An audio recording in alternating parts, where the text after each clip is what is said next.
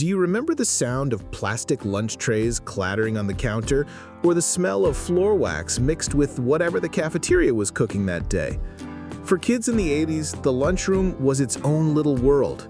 We complained about the food, swapped snacks with friends, and sometimes just stared at what landed on our plates, wondering if it was even edible. Funny thing is, decades later, we kind of miss it. Today, let's take a trip back to those days and look at 10 school lunch foods every 80s kid hated, but somehow misses anyway.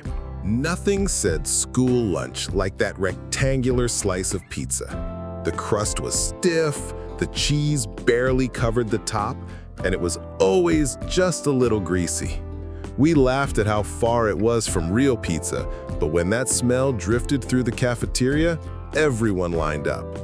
It wasn't great, but it was ours, and biting into it feels like a memory of Friday afternoons.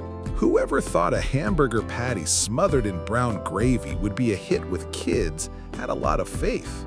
Salisbury steak showed up often, and while it filled us up, it also confused our taste buds. It wasn't quite beef. It wasn't quite steak. It was something else. Still, that shiny sauce and scoop of potatoes beside it became part of the rhythm of school lunches. Tater tots alone, everyone's favorite. Tater tots baked into a casserole with ground meat, cheese, and veggies? Well, that's where we started to argue. The top layer was crunchy, but underneath, it was a mystery mash. It wasn't pretty, but for many kids, especially in the Midwest, it was their introduction to the world of casseroles. On paper, fruit cocktails sounded great. In reality, it was a syrupy mix of pears, peaches, and grapes that had been sitting in a can for months. The highlight, of course, was that one cherry. If you found it in your cup, you felt like you'd won a prize.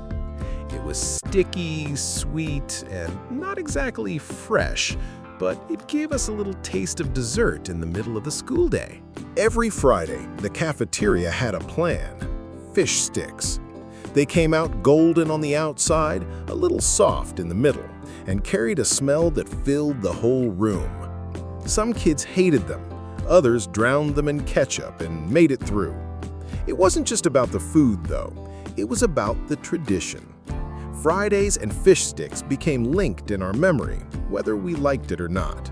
These weren't the kind you'd get at Thanksgiving.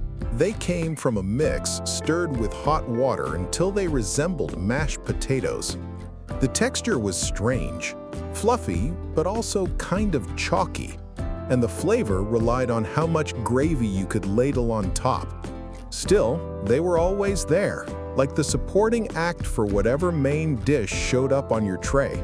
The name said it all. Sloppy Joes were messy, sweet, and always left your bun soggy halfway through.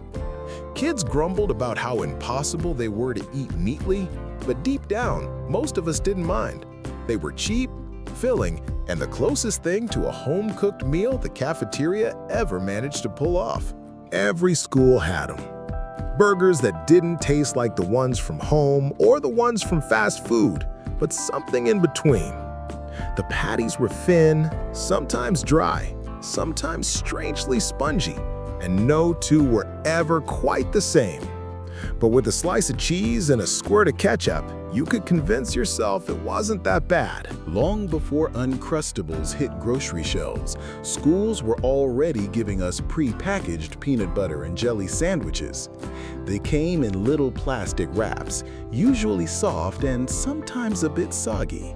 On days when you wanted something hot, they felt like a letdown. But when you think back, they tasted like home. Simple, sweet, and familiar. And then there was pudding.